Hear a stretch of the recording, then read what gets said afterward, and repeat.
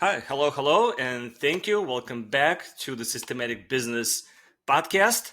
Today we have Courtney, and I want to make sure that Courtney, you do your own introduction so people will know who I'm talking to. And pleased to meet you here on this podcast.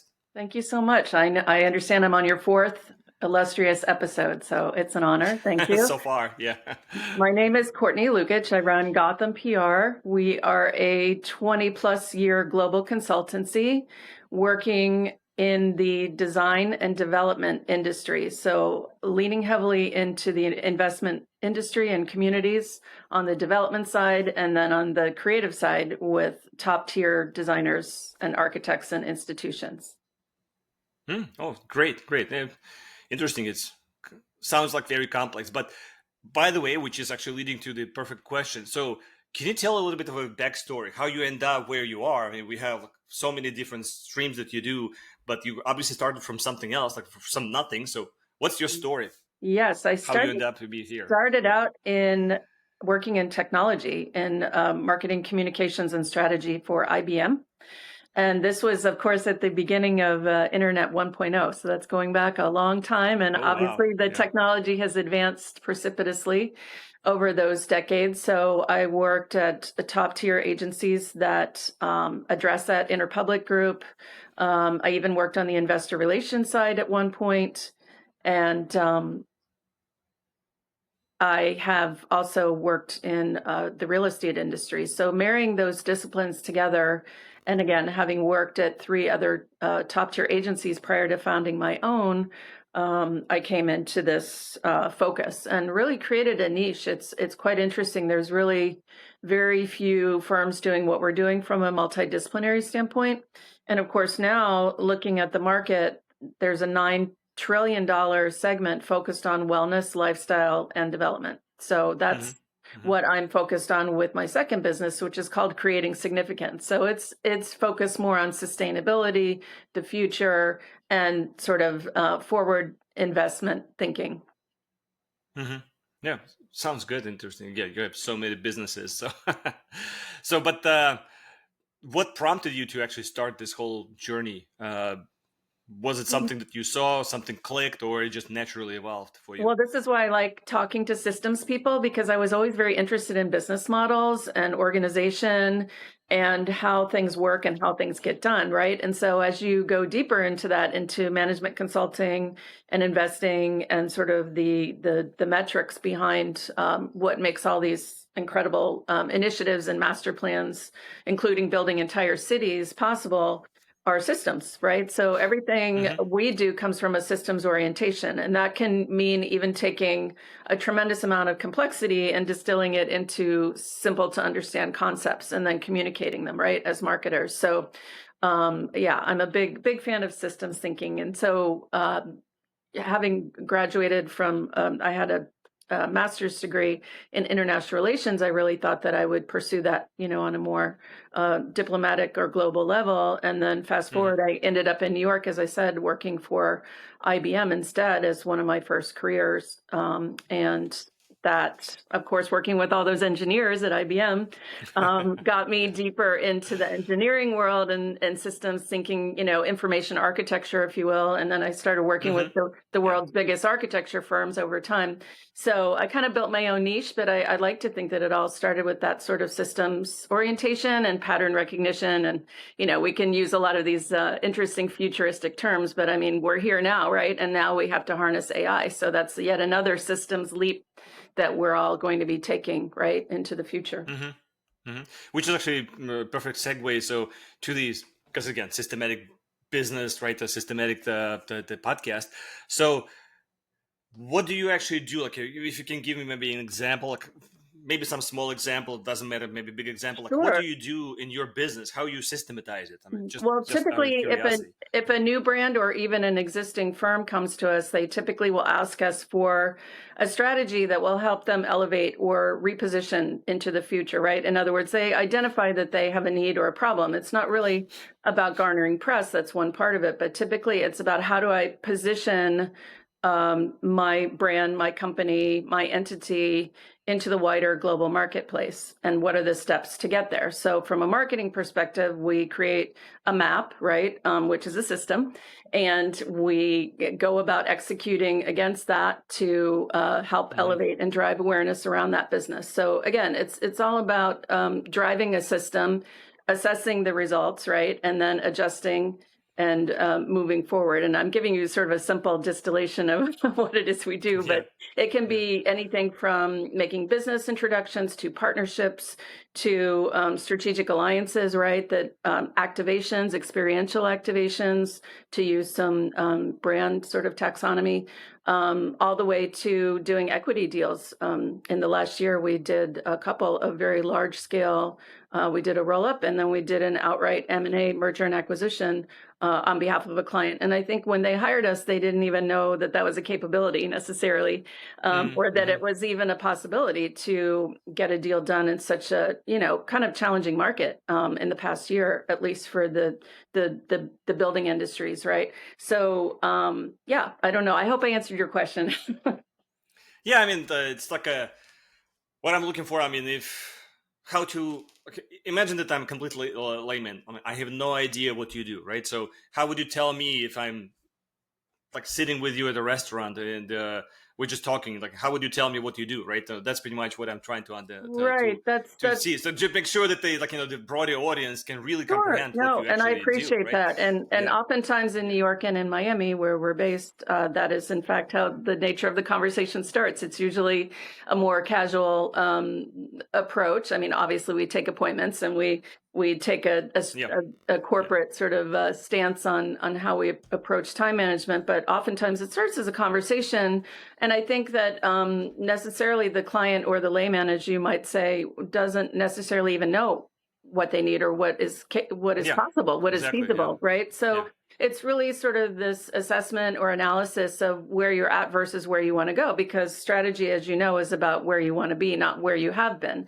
And I think there's a tendency in all industries to want to rely on past accomplishments. And of course, really, we always have to be forecasting and looking ahead and getting the client to almost reverse engineer, like, here's where we want to be in 2027, and let's work against it for the coming year to reach those goals. So it's really about marketing, business development, media relations, and just sort of shifting perception of whatever kind of company it is you're at, and sometimes scaling, right? Structuring, which is another whole systems approach, right? How do I go from having 10 employees to having 50? And once I have 50, do I want to go to 100?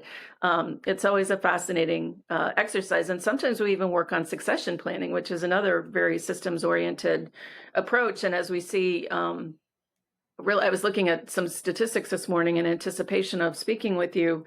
Women by 2030 will own a huge $4 trillion segment worth of investment, just based on inheritance and professional gains in the marketplace. So I mean, we're about to come upon a very tectonic shift, right, in our society. We're already starting to feel the ripple effects, right, of AI, but economically, there's going to be a big paradigm shift in the investment world, a positive one, I think. Yeah, that sounds good, and which actually, again, a good question then to understand, because again, you people who you're talking to, as you said, they may not even know what exactly they need, or if somebody comes along to you and says, "Oh, I have a strategy to go from 10 employees to 100 employees," obviously it's a big leap. It's not as a simple thing that just linear scale, right? So how do you manage the risks of actually delivering what you're delivering with your clients, and how you manage the risks inside of your company? Again, probably there's some kind of a systematized approach to it, because otherwise, if it's a gut feeling, you may not go where you're supposed to go going. Right? That doesn't work. A lot of reporting, a lot of open communication and dialogue, a lot of coaching. The mitigation of risk, I think, is always to have a full funnel or pipeline, right, on the business side. I was just having a conversation prior to sitting down with you today with the global organization that sits in London, New York, and San Francisco, and they were saying, it is truly surprising how many people in the built industries, and that can be everything from construction and engineering to architecture, master planning, urban development, what have you, will sometimes just focus on one or two projects. And those projects can be quite lengthy in duration, 3 to 5 years, sometimes longer. And they aren't backfilling the funnel for what comes in the future and how to manage that risk or mitigate that risk, right? So it's always a question of sort of educating the client as to what the prospects are, what the playing field looks like, how they can differentiate themselves. And again, this is a larger discussion we're having, right? So it depends on the scale and scope of the client. I mean, sometimes people will come to us and we can do miraculous things within a 6-month period, but as you might imagine, a lengthier period of time is going to yield different kinds of business results. So mitigating risks too, I think, is also looking at the longer term and not always sort of the shorter term gains, and that's maybe comes with experience, right? To look at let's look at it at the 1-year mark, let's look at it at the 3-year mark, and of course. What you're doing at the 3-year mark will be so significantly different than the 1-year mark, or even the 5-year mark, really. If you think about the past 5 years and how much the market has shifted and evolved, I mean, it's really almost like you look at it on like a Richter scale, it's really pretty dramatic. So working through that, right, being the through line or the constant through that, I think has been one of my bigger professional challenges. And I feel like I've done truly my best work. And sometimes the best work comes out of working with constraints, as anyone in your industry knows quite well. Yeah, I mean, especially like right now. So AI is the biggest hype right now, right? But 3 years ago, OpenAI just opened up. The ChatGPT just came out. I remember I was one of the first users of ChatGPT, and people like, "What is that?" I mean, they don't even know to say ChatGPT. Like, why is it?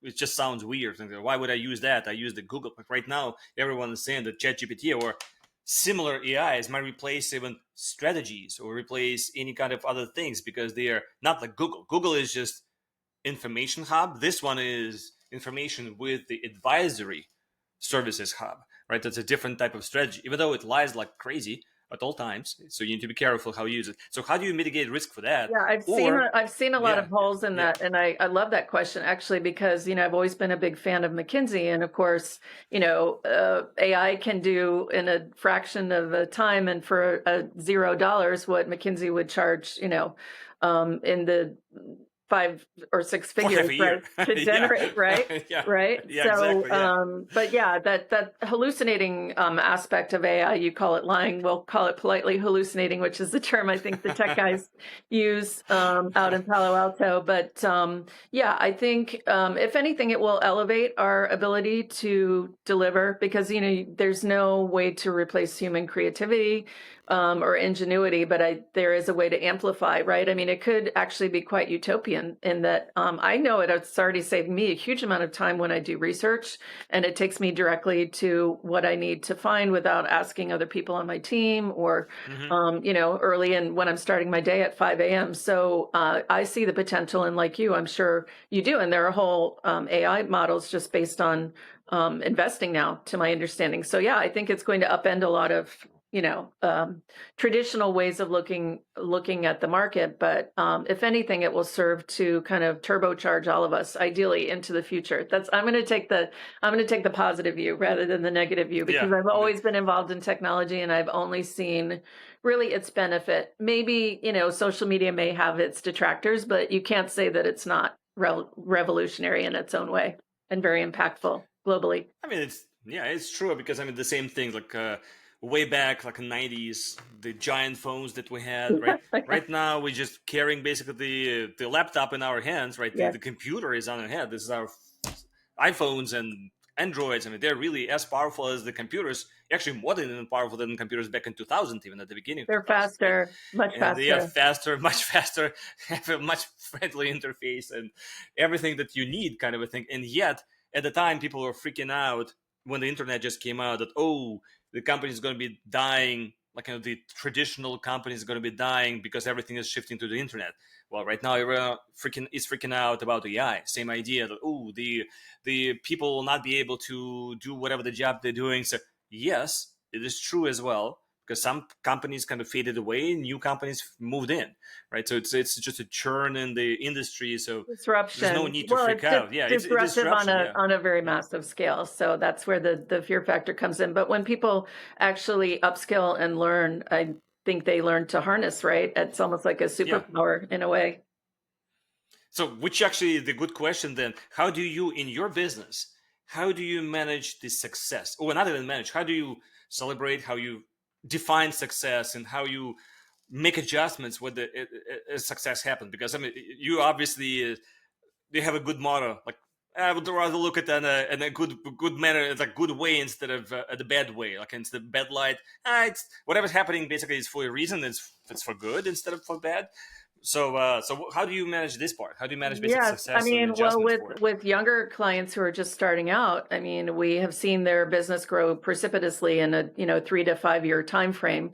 In the case of the roll up and the exit I alluded to a little bit earlier, I mean, being able to kind of 10x a business is a thrilling experience. Obviously, anytime I see my clients in the headlines in the New York Times or the Wall Street Journal, that's also Hmm. business facing and business generating in its own right. So really sitting in that sort of complexity of all the skills and attributes and assets we bring, I think client side is how I define success. And it really can be unique to each client. I think what's dangerous is if a company or an entity approaches us and they're kind of reductive and they just look at it sort of transactionally, then I sense at this point in my career that's not necessarily the right client for us, right? Because we're looking Hmm. to engage on this pretty meaningful, impactful, elevated level. So that's, I think, Hmm. where there's some differentiation. And truthfully, there's always been enough business for everyone in my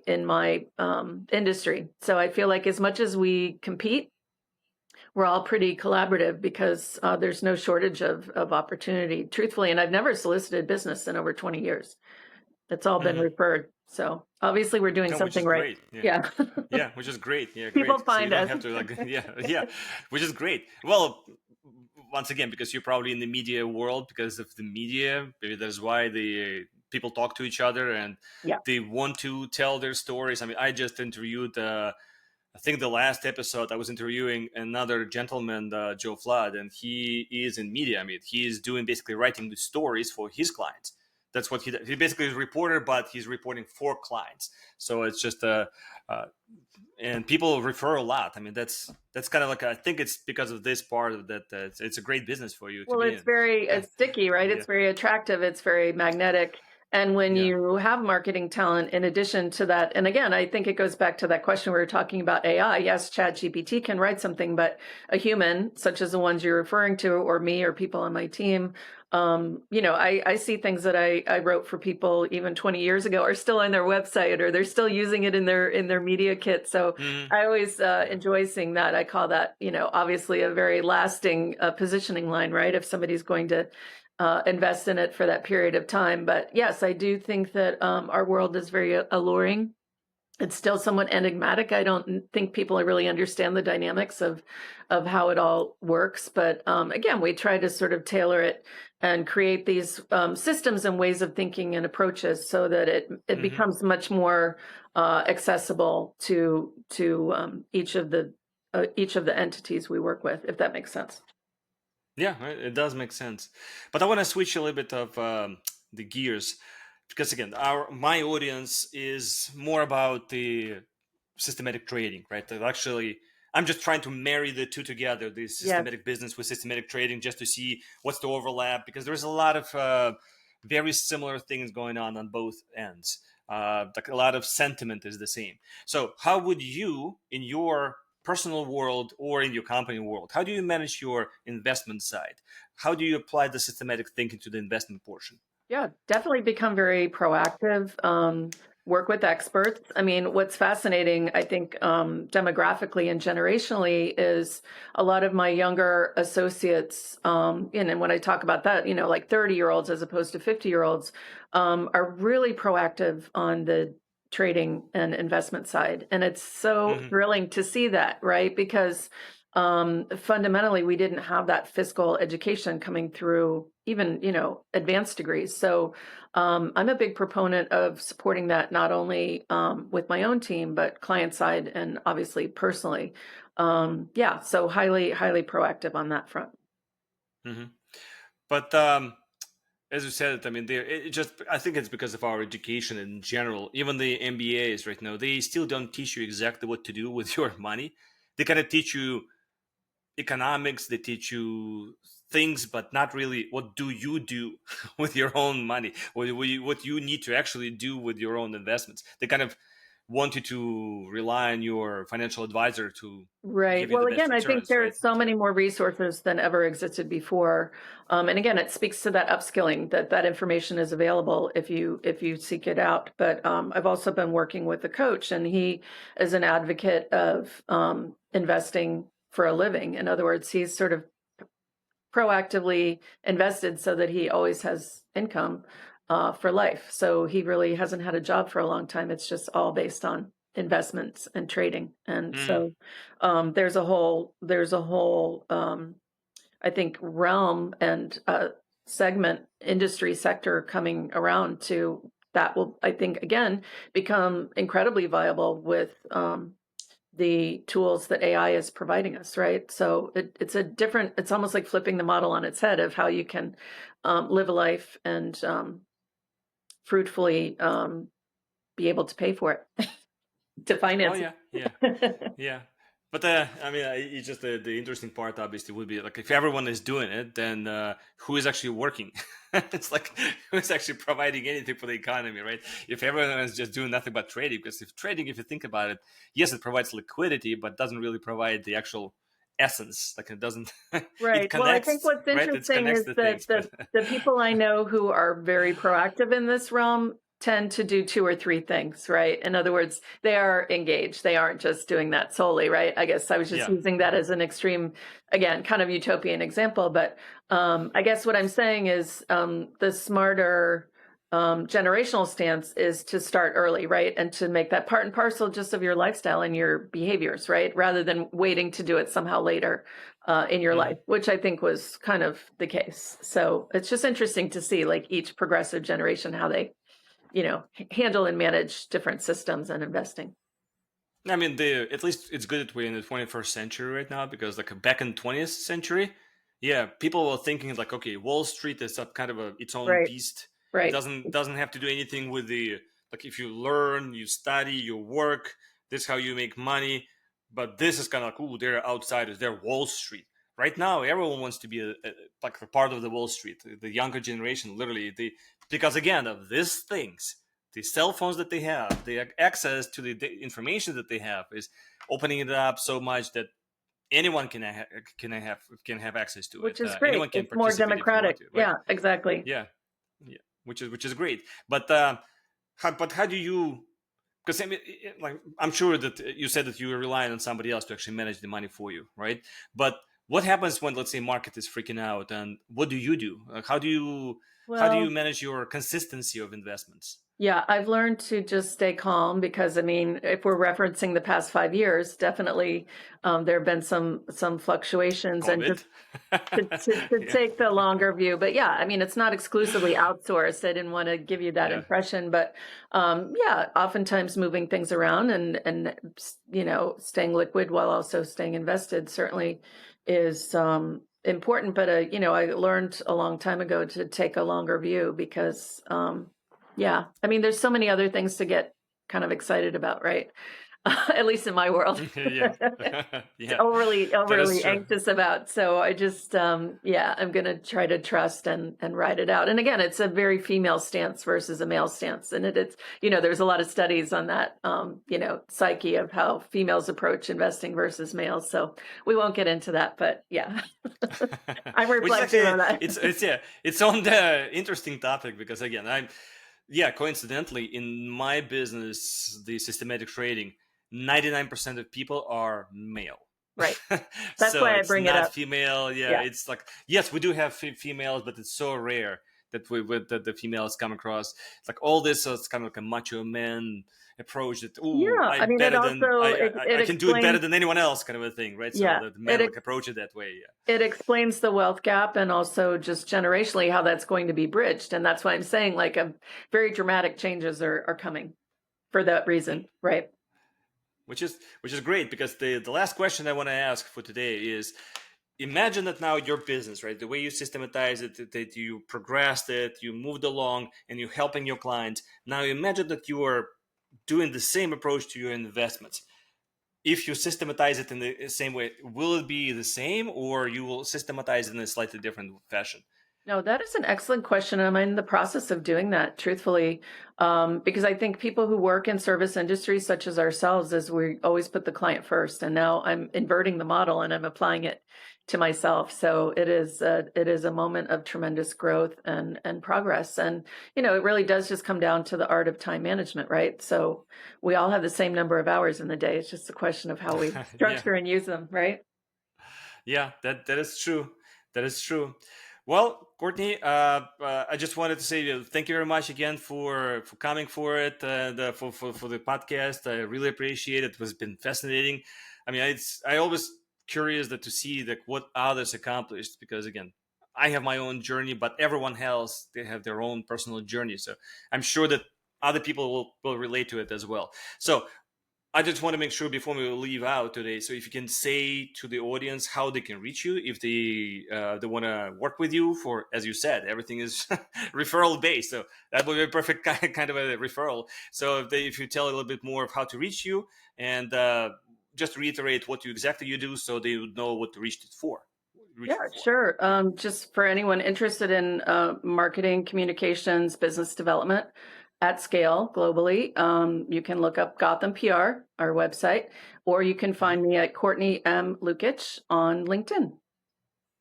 No, yeah, great, great to have you again, and thank you very much for coming. And hopefully, we may actually have another episode. I mean, I don't know, down the road somewhere, if we have time, or you have time, especially because you're so busy with your clients. Thank So, you so much, Alexei. It's been a pleasure. all right,